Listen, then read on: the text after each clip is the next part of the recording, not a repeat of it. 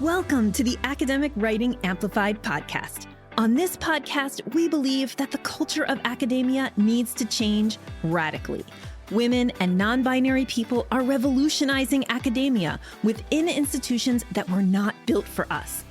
If you're ready to reject the culture of overwork, kick guilt and overwhelm to the curb, and amplify your voice to make a real impact on your field without breaking down or burning out, you're in the right place.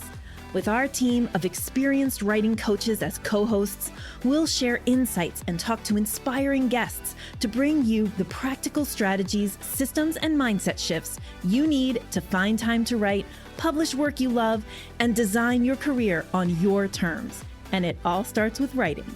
Let's go. Hello, and welcome back to the Academic Writing Amplified podcast. I'm Kathy Mazak, your host, and today we are talking about writing on and off ramps. I'm very excited about this. Before I get into it, I want to announce that we'll be holding an information session for my Navigate program on the 23rd of July. So if you want to register for that, make sure that you're on my email list. And you can do that by going to scholarsvoice.org and scrolling to the bottom of any page. And you'll find a sign-up box where you can sign up for my In the Pipeline newsletter. Once you're getting that newsletter, which is a weekly newsletter that sends all my best content to you, writing advice and tips and reading tips and suggestions. If you sign up for In the Pipeline, you'll be on my email list and you'll get all the notifications about Navigate and about our upcoming Navigate information session happening on July 23rd. All right, let's get into writing on and off ramps. So first of all, I wanted to say that the reason I wanted to do this episode now is because it is dropping in July. And if you are on the kind of North American education system timeline, you might be right in the middle of your summer break. Maybe if you're in the United States, in many places in the US, kids went to school through the end of June and then don't go back until Labor Day. It's different in different places, certainly different where I live. But, you know, it's like midsummer. And things happen to your writing practice midsummer. You might have started off the summer with a lot of energy, maybe, and have been working, and now you are getting ready to take a break along with maybe your family and are trying to figure out how to stop what maybe has been like a good writing streak so far, right? On the other hand, maybe you were really exhausted once the school year ended and you've been having trouble getting back into writing or doing kind of a summer writing practice at all. I think today's episode will help you either way and whatever your situation is. So the writing on and off ramps, I'm going to lean hard into the road highway metaphor. Okay. So if you think of the on ramp, the ramp onto a highway and the ramp off of the highway, we are going to be using that as a metaphor for how you can, take a break from your writing practice and get back into it. Now, the reason that it's important to have a writing on and off ramp is because you want to be in control of your writing practice. Too often, the feeling that you might have if you're not in control of your writing practice is that things derail you all the time. Things will be going well, and then something will kind of blindside you and you'll get out of it being the writing practice, and you feel like you don't have consistency. You feel like you're not in control of your consistency. So having a writing on and off ramp is just one of many different kind of ways to think about your writing practice that help you really form control over it. And maybe control is too much of like a, like that. You're sticking your nails into it and hanging on. That's not what I mean. Maybe I just mean agency over it, like that you are the person who is directing yourself in your writing practice. And it's very important that you feel that agency to be able to put it down and pick it back up. Many times people will start kind of feel like, well, I finally got a writing practice that works. and now it's summer vacation and we're going away, and I'm afraid that my summer vacation, for example, is going to break this writing practice that I've established and I won't be able to get back into it. So that's the reason for the writing on and off ramp that I'm going to describe to you today. This is part of our resilient writing section of my Navigate program. So if you're interested more about writing practice, that is something that we cover in Navigate, which is a program that helps you publish your backlog of papers. So writing on and off ramp. Well, let's do it in the opposite. Let's do writing off and on because I'm imagining that you are in a situation where you're about to go on a break or go on a vacation and you want to be able to put your writing down, and then you still want to be able to come back to it when you return home. So let's use the highway metaphor, and let's imagine that you're on a highway. You don't simply make a hard right turn or break your car and just leave it in the middle of the highway when you want to stop driving or when you want to get off the highway. No, there's a whole process, right? So several miles before, you'll hopefully see a sign that marks your exit. Oh, in 2 miles is exit number 5 going to wherever you're going, right? So you'll know in your mind, I'm coming up on this exit. And then a half a mile before, you'll have another sign. And then right when you're on top of the exit, you'll have a sign, right? And you will probably continue to go at your normal driving speed when you see that first, your exit's coming up in 2 miles or whatever sign. That's okay. Okay, half a mile still going at my normal speed. But when you are kind of on top of that exit ramp, you're going to signal, right? Before you get there, you're going to start to slow down. You're going to merge all the way to the right if you are not already in the right lane, right? You do things to prepare to exit the highway. Similarly, you are going to do things to prepare to exit your writing practice or to put your writing practice away and then also come back. It is a series of things. It is not just one thing. It is not, I walk away. Okay? And so let's talk about it. So first of all, I want to acknowledge, or I want everybody to acknowledge the importance of transitions. Transitions help you, again, to feel agency, to feel in control, or I should say paying attention to and giving some energy and thoughtfulness into transitions helps you to feel agency and feel in control. So what you want to do is when you are planning a writing off ramp, when you're planning to put your writing down, you want to start making this plan, or you want to think about how you're going to put your writing down 2 miles before you get there, right? Like not the day before, right? So just have some thoughts about it before. See okay, where am I in the particular thing I'm writing right now? Is there a natural kind of logical stopping point that I can work towards? Or is this going to be something where I'm going to have to kind of leave a section half done and come back? Okay. So you want to like a few weeks before or a week before you're planning to take your writing off ramp, I want you to just take a few minutes and think, okay, what point can I realistically get to with my writing before I put it away? All right. Then as you get closer, I want you to think about what are the messages I need to tell my future self so that I can get back into this thought process that I'm in right now. So the danger or the thing that we're afraid of for putting our writing down, one of the things, is that we'll kind of like forget where we are, or we'll lose a little momentum, or we'll lose a thought process that we're developing or that we're like really into.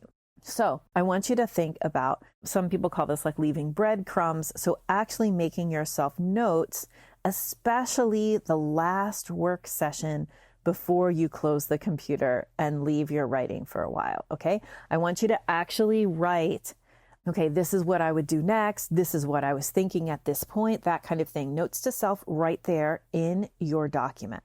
Another thing, one technique that people sometimes suggest, that writing coaches suggest, is leaving your work a little bit undone, like leaving it in the middle. so that you have something, like you have that next thought figured out and you have some notes about it so you can hop back in. So instead of like finishing a section, leaving midsection so you have like a place to pick up. But you really have to judge that for yourself. Some people, that technique will work for some people, but it won't for others. So I want you to think about how you feel and whether you feel like, okay, I want to leave some things unsaid so I can say them when I pick up my writing again, or whether you are good with like getting as far as you can, putting a period at the end of the sentence, and then giving yourself some notes. Either way, I think you should give yourself some notes as to like, okay, what do I want to work on next? Now, that's not it though. There's more to do. Just like you want to signal, just like, you have to pull over to the right, just like you have to slow down. There's more than just 1 or 2 steps here. Another step that you're going to do for your writing off ramp is you're going to get out your calendar and you're going to pre-plan your re-entry into writing. So you're going to pre-plan your on ramp.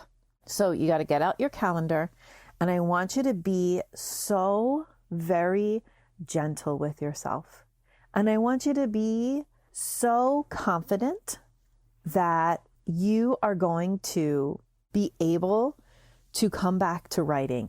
That the fact that you are going to step away from writing is, in the best of cases, and a lot of times, it will actually energize you. Stepping away is one way to regain energy and momentum around your writing. So when you're planning your re-entry, that is the mindset that I want you to take towards it. I want you to take the mindset of like, I am going to come back and it's going to be lovely and I'm going to ease in. Okay. So I am not a person who advocates like a jump back in with 2 feet kind of method for coming back to writing, but rather the on-ramp. So let's work the metaphor. The on-ramp, you're on a side street or you're headed towards the overpass and you see your entry onto the highway. You slow down, you signal, you take the turn. Once you're coming up to the highway, you begin to match your speed to the other cars and then you merge in, right? It is not just a hard right onto the highway. It is not just a jump back in with 2 feet. And what I mean is, you should not expect that of yourself. Don't set yourself up with that as the expectation. The expectation should be an ease back in. Okay. So before you put your writing down as part of your off ramp, you're going to plan on your calendar your on ramp. All right. So you're going to plan or put in your calendar as if you have a date with your writing, with yourself, right? You're going to put planned times to write for when you're hoping to come back to your writing. You're going to block those on the calendar just like they are appointments. Do not block 3 hours for the first time. No. We're easing back, right? Block an hour. Don't go more than that. And it could even be less, because here's what you're going to do for that on-ramp back. What you're going to do the first day of the on-ramp back, you're just going to open the document. You're going to read. You're going to read your notes to yourself. You're going to familiarize. And you're going to, kind of remember what you were working on. You don't have to put words on the page that day. You can if you want to. Then the next writing session is when you'll actually start. So you plan at least one like easing in writing session for when you're getting back on. Because remember, it's not a hard write. It's I signal, I pull over onto the ramp, I adjust my speed to go faster, and then I merge into the highway traffic. Yeah? Okay, so before you put your writing down, at the end of your off ramp, you schedule the next 2 or 3 writing sessions on your calendar for when you're going to come back to writing. And then once you actually do come back, that first session is just a get acquainted session. It's like, remember where I was, remember what I was thinking. Maybe take some additional notes about, okay, this is where I want to start next time. I mean, you can start if you're inspired and prepared to, but you don't have to. Then that second session tackles some of the actual writing. The idea here is that it will backfire to think, I can never stop writing, right? And it will backfire if you think, I can't put this down and come back, because there will always be a reason that you put this down. Now, The reason that I wanted to talk about it now, as I mentioned, is that it's the summer and maybe you want to take a little break. Maybe you're going on a vacation, whatever's happening in the summer, traveling, seeing family, maybe just taking some time off for yourself. All of those things I recommend. So you need to do like some kind of off-ramp, on-ramp practice for that. It can really help build your confidence around your ability to sustain your writing practice. Now, I do want to talk in case you're listening to this and you found this episode because you need to do an off-ramp and an on-ramp, but it's for some reason that isn't summer vacation. It's because someone got ill, you got ill, something, derailed you. And this is something, again, we talk about in Navigate. We talk about like derailments that you can predict, derailments that you can't predict, all that kind of stuff. But I'll say that if you get derailed, like if you can't do an off-ramp, if you can't do a lovely gradual off-ramp because you stopped writing because of some emergency or, whatever happens in life, you can still do the on-ramp, right? You can still, when you're ready to get back into writing, the first step then would be get out your calendar and schedule a few sessions. And then the first session is you're just getting back into it. You're just rereading. You're just seeing where you are, right? And then you get to work. So we can ease back in even if we had to leave our writing practice abruptly. Yeah? Okay. So one additional thing, when you are, I want to talk about writing and traveling and the on and off ramp.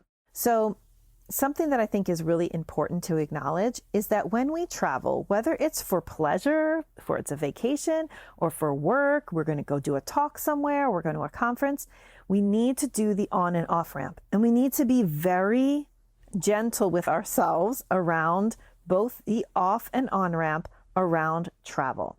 It always takes you longer than you think. So this is like to get back into something. So let me just say, or the recovery time, the preparation and recovery time around travel is always going to take you longer than you think. So let's plan for that with the off and on ramp for writing. So we do our off ramp just like described, but when you get out your calendar to plan your on ramp, do not try to on ramp like your first day back at work. Like let's take it out of the summer context and talk about a conference mid-semester.